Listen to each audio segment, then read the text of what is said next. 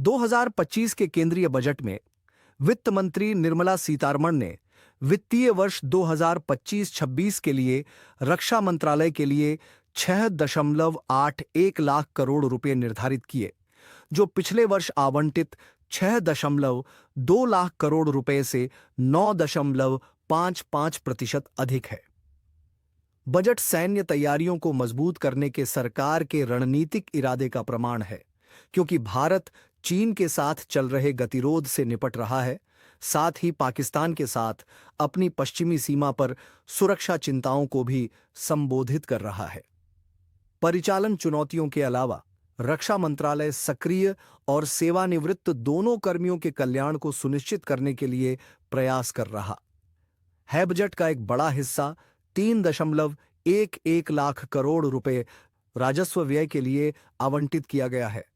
यह वृद्धि परिचालन तत्परता बनाए रखने और चल रही गतिविधियों को बनाए रखने पर सरकार के फोकस को उजागर करती है। राजस्व व्यय में आमतौर पर सशस्त्र बलों की दैनिक परिचालन लागत शामिल होती है, जिसमें वेतन, उपकरण रखरखाव, गोला बारूद और अन्य उपभोग्य वस्तुएं शामिल हैं।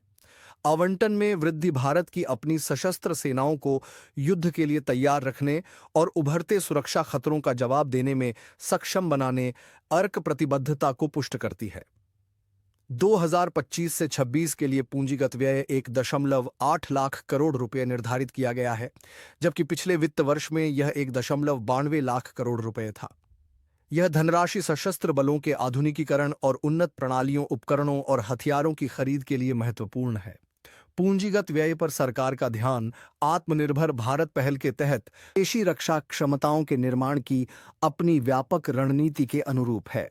इस आवंटन से लड़ाकू जेट, पनडुब्बियों और ड्रोन जैसे अगली पीढ़ी के प्लेटफार्मों के अधिग्रहण के साथ साथ सशस्त्र बलों के लिए बुनियादी ढांचे के विकास में मदद मिलने की उम्मीद है। इससे यह भी पता चलता है कि भारत उभरती भू राजनीतिक चुनौतियों पर कड़ी नजर रख रहा है और इसका लक्ष्य वास्तविक नियंत्रण रेखा (LIC) सहित अपनी सीमाओं पर मजबूत रणनीतिक स्थिति बनाए रखना है। रक्षा पेंशन में वृद्धि।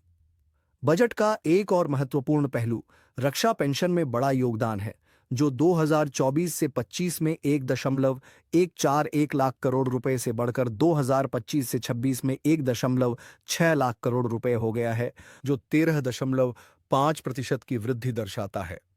यह आवंटन सेवानिवृत्त रक्षा कर्मियों और उनके परिवारों के लिए वित्तीय सुरक्षा सुनिश्चित करेगा, जिससे उनके कल्याण के लिए सरकार की प्रतिबद्धता मजबूत होगी।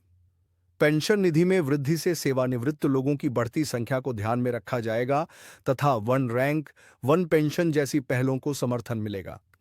इस एपिसोड को देखने के लिए धन्यवाद। अगर आपको हमारा कंटेंट पसंद आया तो लाइक बटन दबाना न भूलें।